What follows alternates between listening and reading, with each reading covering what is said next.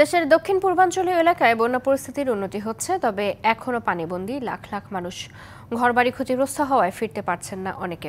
এদিকে দুর্যোগ ব্যবস্থাপনা মন্ত্রণালয় জানিয়েছে এ পর্যন্ত বন্যায় প্রাণ গেছে ৫৯ জনের। এছাড়াও এখনো পানিবন্দী প্রায় ৭ লাখ পরিবার। আশ্রয়কেন্দ্রে আছেন প্রায় ৪ লাখ মানুষ।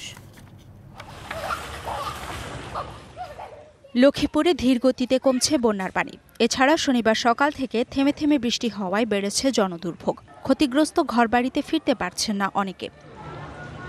বন্যায় আমন বীজতলা, রোপা আমন, আউশ ও শরৎকালীন সবজি নষ্ট হওয়ায় প্রায় ৩৫০ কোটি টাকার ক্ষয়ক্ষতি হয়েছে বলে জানিয়েছে কৃষি বিভাগ। ৩০,০০০ পুকুরের মাছ ভেসে যাওয়ায় ক্ষতি হয়েছে অন্তত ২০০ কোটি টাকা। বৃষ্টি না কমলে দুর্ভোগ আরও বাড়বে, এমন শঙ্কা বাসিন্দাদের। পানি আরো দ্রুত নামলে মোটামুটি আরো কমে যেতে পানি অন্তত নামতে পারতেছে না, সব জায়গাতে পানিগুলি আটক।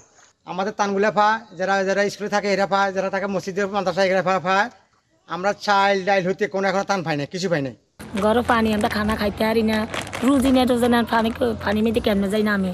এদিকে বন্যায় প্লাবিত কুমিল্লার ৬ উপজেলা থেকে নামছে বন্যার পানি। তবে গোমতী নদীর বাঁধ ভেঙে প্লাবিত বুড়িচং ও ব্রাহ্মণপাড়া উপজেলার কিছু কিছু এলাকা এখনও ব্যাপকভাবে তলিয়ে আছে।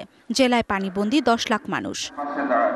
এদিকে বিশুদ্ধ পানির অভাবের পাশাপাশি ছড়িয়ে পড়ছে চর্মরোগ ও ডায়রিয়া সহ নানা পানিবাহিত রোগ। মৎস্য ও কৃষি খাতে প্রায় ১৩৫০ কোটি টাকার ক্ষয়ক্ষতি হয়েছে। চাঁদপুরের শাহরাস্তি, হাজীগঞ্জ ও ফরিদগঞ্জ উপজেলায় বন্যা পরিস্থিতির কিছুটা উন্নতি হয়েছে।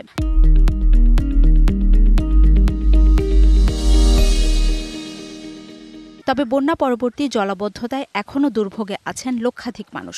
আবহাওয়া স্বাভাবিক থাকলে চলতি সপ্তাহের মধ্যেই সৃষ্ট জলাবদ্ধতা দূর হবে বলে আশাবাদী প্রশাসন। নোয়াখালীতে সুবর্ণচর, কোম্পানীগঞ্জ উপজেলার অবস্থার অনেকটা উন্নতি হলেও সদর, বেগমগঞ্জ, সেনবাগ, সোনাইমুড়ি, চাটখিল ও কবিরহাট উপজেলার অনেক এলাকা এখনও পানিতে ডুবে আছে। দীর্ঘদিন বানের জল জমে থাকায় ছড়াচ্ছে পানিবাহিত রোগ। প্রত্যন্ত এলাকায় পানিবন্দী অনেককেই উদ্ধার করা যাচ্ছে না। এদিকে ফেনীর ফুলগাজী, পরশুরাম, ছাগলনাইয়া উপজেলায় বন্যার পানি প্রায় পুরোপুরি নেমে গেছে, তবে এখনও প্লাবিত দাগনভূঞা ও ফেনী সদর উপজেলা। জেলায় এখনও পানিবন্দী প্রায় ৫ লাখ। বন্যা কবলিত এলাকায় ত্রাণ বিতরণে সমন্বয়হীনতার অভিযোগ ভুক্তভোগীদের। অর্ঘ্যমিত্রা তরফদার, ডিবিসি নিউজ ডেস্ক।